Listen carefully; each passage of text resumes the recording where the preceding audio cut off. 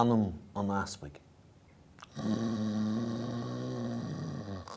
Bhí an taspag ina chola. Ní raibh le feiceáil le go chrón a bhéal is smig agus leathú leis nuair a dtéach an fear aimsire tománaí an ghlúisteáin isteach chuid na fuinneogair.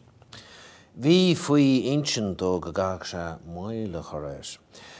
Go raibh rud ag an cearr le hinneal an cháir ach nuair a thug sé faoi dearas a chúine agus a raibh do chótaí mór agus eile a bhí ag timpeall ar híl sé go raibh argó haon gan bacha leis go gurach sé cuí ar an inneal déanta sin gan mBua.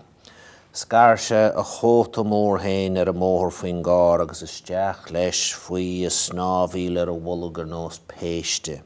Bhí solas deas son a réaltaí ach barna sin an solas bhíige ó háil lampa cín an ghlúisteáin. Nuair a chonig sé cén obair mhór a bhí roimhe agus deis a chur ar an inneal.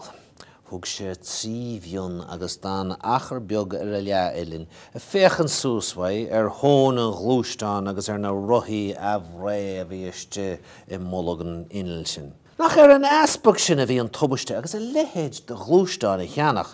Fuair sé an ghlúisteáin saor go maith ach cén mhaith a bhí an ghlúisteáin saor mar an ghlúiseach sé. Nach bhí ceandáin an arghlaach sé cóirla leis féin ach ar nó ní ar an Easpaig a bheith an tinneal gan mBua a leis. Déach an taspag fannacht ar a hábhín só istis a chár agus é héin ar a bhullag ar a móthir fuór floch ag ar a cuíoch ar an deall sin go inneal. Rug sé a chuid úrla sé. Bhain sé slabhar beag amach as an inneal. Bhain rud beag cruach as áit cinteile. Chroch sé suas ceann gan na lampaí móra gur dheach sé isteach an níomhar an innealra. Thug sé tríomhion eilinn sin agus bhagar sé a tharn ar an Easpaig sin nó ar hibbe cén áit a híl sé an taspag a bheith hán ina cholas just a chár. Is so mis an Easpaig a chur sé aine ar a chu sé aimsir ag an léir a dosach ach deall Easpaig acu a bhí chá ceandána leis an Easpaig sin na bhí na cholas í chéan. Cén meas a déach a bheith ar ghine a cheanna dlúisteáin gan déana sin, ha? Bhí fúnar an tinneal a bhaint ó chéal ar fad gan beor baranna bíse ágáilán.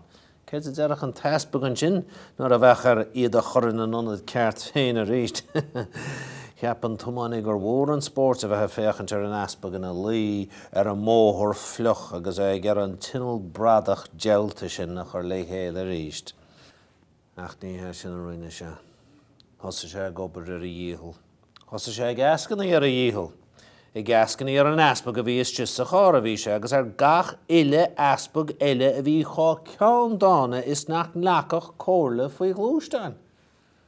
A lehéid de dhiascan agus gascanní sa bhí le cloisteáil istí faoin gár agus chúise an rúile búile an Easpaig. Caró sé. Níadach sé bheith mar lead lia.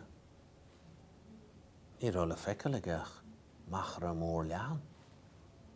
A céir a bheith ar a gár. Ní rá sé gemacht a chorba. Agus an ghiascán agus an torman a bhí hís an tinneal tubasteach sin a ríist. Marach gur Easpaig a bhí ann, dhéanach sé héanaan ar a eascanní céanna leis a tománaí. Mhórad mBua an mhail seo choréis agus an deafar a bhí ar chul go bailiad lia. Doscail sé doras an ghlúisteáin agus amach leis ar a móthir. Bhí an tománaí iste faoin gár agus é a tuairt na mion.